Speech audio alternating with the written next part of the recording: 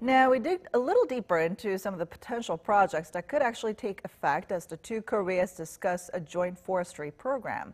And the first part of our two-part series, our Shin Se-min takes a look at the inter-Korean efforts to make both Koreas greener. It marks the comeback of a once jointly run project between the two Koreas. The two sides once held hands on joint forestry projects in the late 1990s. But those projects were put on the back burner in 2010 when tensions spiked following a series of military provocations by North Korea. However, with the cloud of tensions and threats being lifted, just like many other joint initiatives now being set up by Seoul and Pyongyang, this one may end up being a long-term project between the two. However, both sides are realistic, considering the reality of North Korea's circumstances. Some 2.8 million hectares of forest had been cut down in North Korea as of 2008, and that's nearly double the amount of bare land compared to just a decade earlier.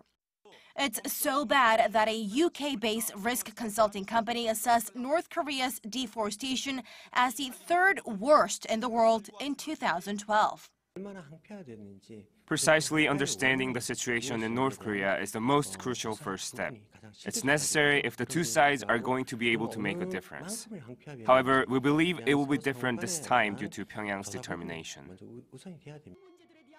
That determination reflected in its leader Kim Jong-un's efforts to restore a semblance of environmental care in his country, announcing plan to plant 6.5 billion trees by 2023 and even opening up a forestry science school at the elite Kim Il-sung University in Pyongyang.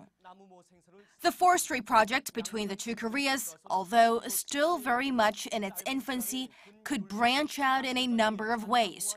Comprehensive projects related to forest and agriculture already seem to be coming down the pipeline.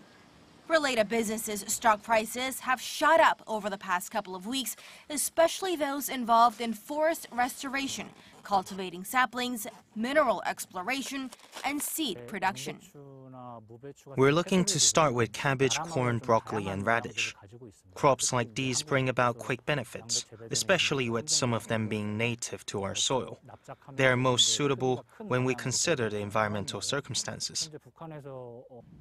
The sentiment this time is more positive, with North Korea showing a strong inclination to follow through on its pledges. Environmentalists here in South Korea have one thing in mind: improving this fertile land bestowed to us by our ancestors and adding a lot more greenery along the way. Shin Se-min, Arirang News.